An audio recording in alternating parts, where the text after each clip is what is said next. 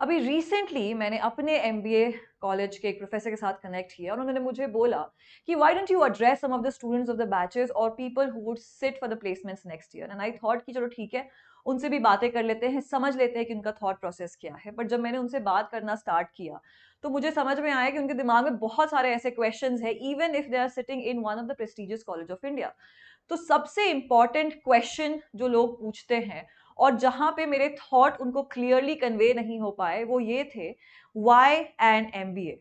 ये क्वेश्चन जो है बहुत लोग पूछते हैं आपसे, and you would be surprised if I tell you कि उस बैच में एक भी स्टूडेंट मुझे ये नहीं बता पाया कि why are they doing an MBA.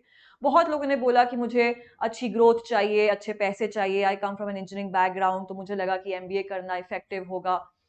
I don't understand कि एमबीए को एक कंपोनेंट जैसा क्यों माना जाता है। एमबीए करना अब सिर्फ एक हवा बन के रह गया है कि भाई एमबीए कर लो, सब सेट हो जाएगा, आपको एक अच्छी नौकरी मिल जाएगी। पर आपको ये नहीं समझ में आ रहा है कि एक अच्छी नौकरी पाना वो आपका पहले से ही डिसाइडेड है, आपके बैकग्राउंड पे डिसाइडेड है। आपके कॉलेज में बहुत सारे ऐसे ऑर्गेनाइजेशंस आएंगे जो बहुत सारे स्टूडेंट्स को पिक करेंगे पर ये आके वो नहीं बोलेंगे कि अरे ये तो बहुत अच्छा स्टूडेंट है, इसको यहाँ से उठा लो, ये इसने तो इतने मार्क्स लाए हैं, इसने इलेक्टिव्स में बहुत अच्छा किया है, इसको उठा लो। इस पे वो जज नहीं करते हैं। The only question that they ask is why an MBA, और ये घुमा फिरा के डायरेक्टली आपसे पूछा ही जाता है। और अगर आप इसका आंसर सही सही देते हो तब तो आप थ्रू आउट हो, वो आंसर आपको कहीं भी ले जा सकता है, किसी भी अच्छे ऑर्गेनाइजेशन में प्लेस कर सकता है, कोई भी अच्छा पैकेज दिला सकता है। बट क्या अंदर जाने से पहले आपके पास वो थॉट है दिमाग में कि आपको एमबीए क्यों करना है?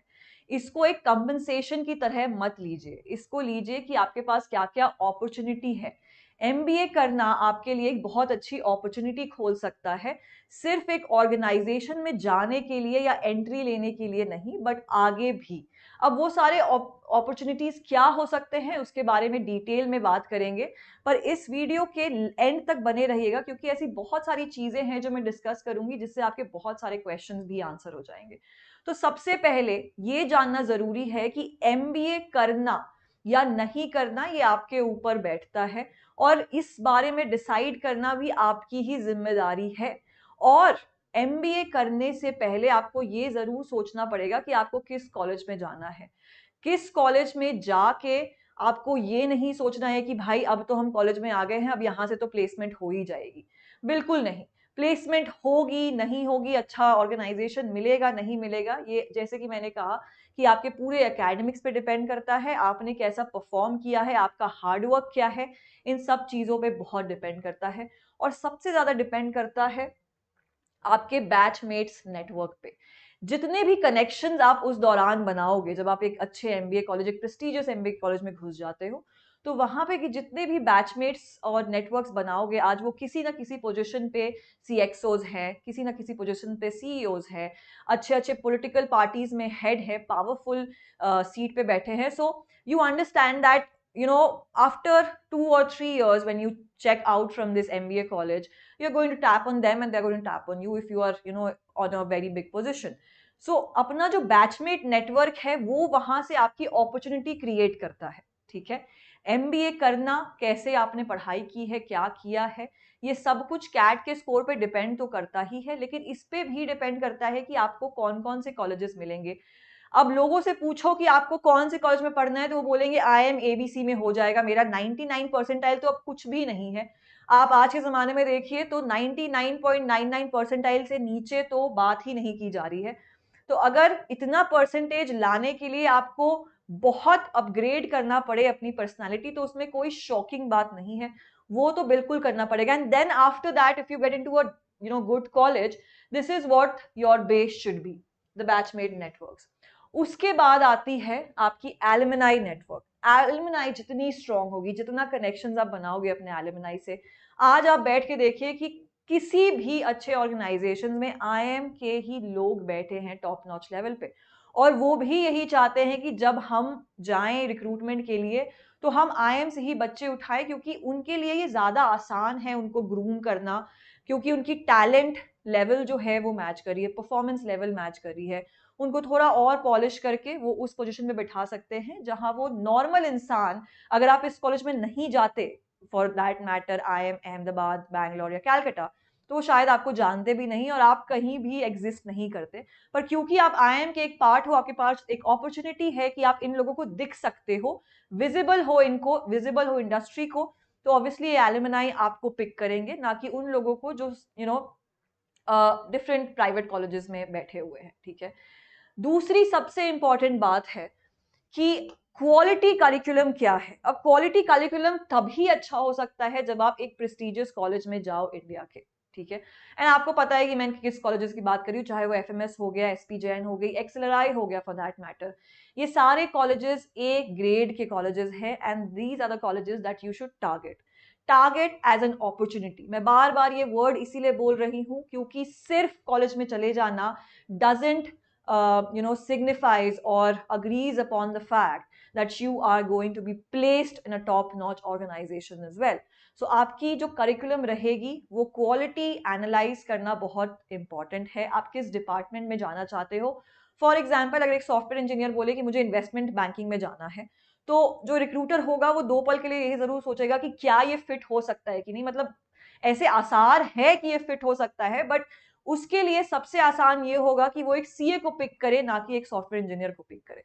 तो अपनी जो क्वालिटी है, अपने जो स्किल्स है, उस पर वर्क करना स्टार्ट करो। सिर्फ MBA कॉलेज में जाके नहीं, उससे पहले भी अपने स्किल्स पे काम करो, माइक्रोसॉफ्ट पे काम करो। मैंने बहुत सारे ऐसे वीडियोस बनाए हैं जहां मैंने स्किल्स की बातें की हैं जो आपको MBA कॉलेज में घुसने से पहले कर लेना चाहिए, ताकि आप उन लोगों से आगे रहो जो अभी तक जिन्होंने कुछ सीखा नहीं है और स्क्रैच से स्टार्ट करने वाले हैं। तो इन चीजों पे काम करना बहुत इंपॉर्टेंट है। प्लस अ टॉप प्रोफेसर और top speaker is also very very important.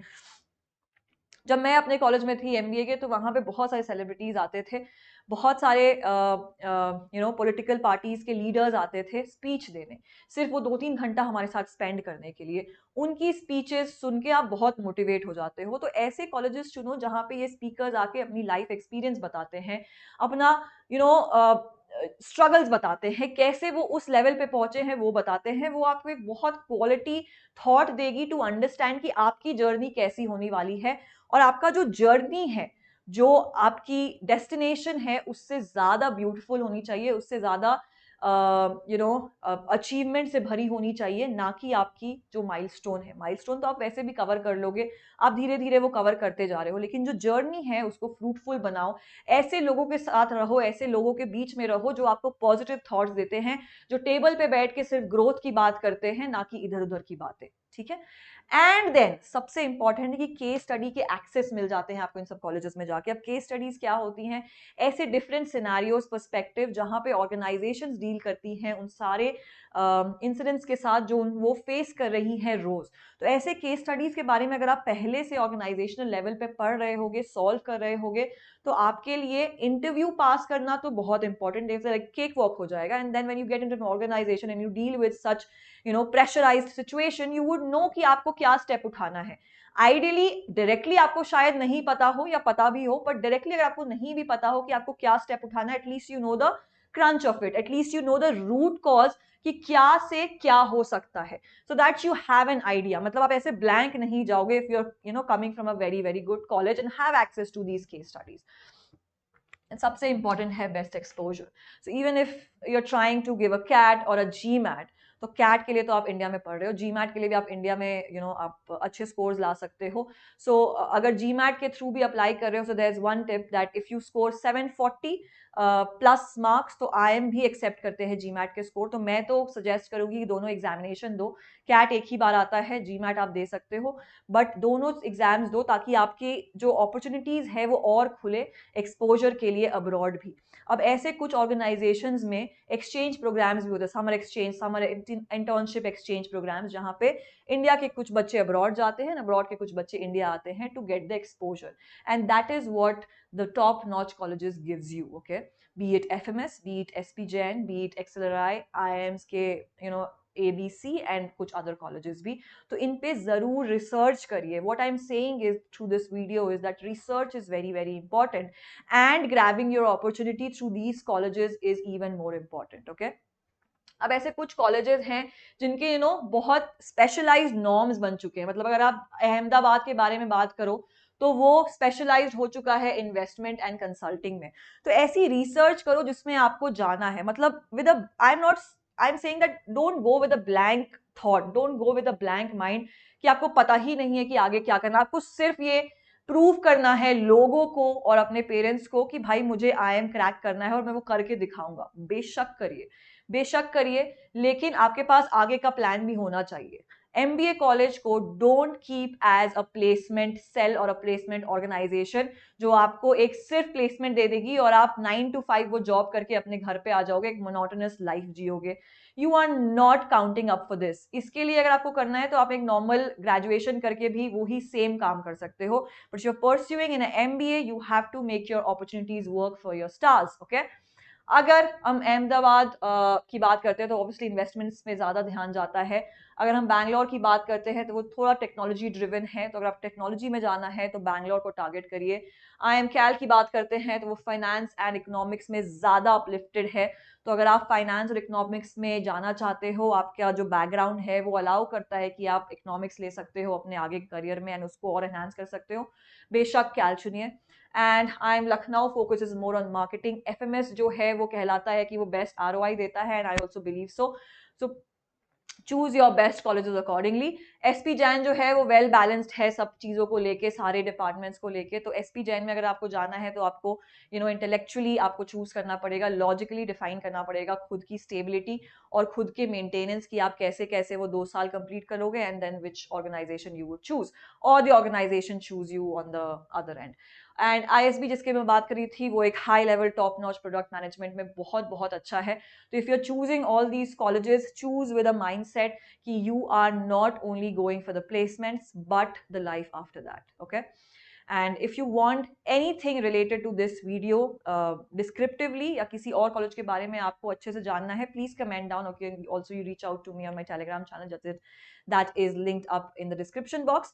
Plus if you're looking for joining a batch, Unacademy has got the flash sale and the price is just at 14,999. So use my code JUHI99 and you can avail this discount. I am a VARC educator in Unacademy and we run a batch on the platform rigorously. So plus there's also a Conquer IIM batch that has recently started. So you want to join this batch, you can use my code JUHI99 and score the maximum in your CAT examination.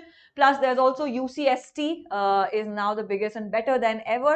It is the ultimate scholarship test. So if you are looking for scholarship on Unacademy, this is the ultimate destination. It is happening on June 29th at 12:30 p.m. and 5 p.m. So enroll now. This is also of course for free. And thank you so much for listening. It was great informing you about all these things that no one is talking about. And I'll see you in my next video.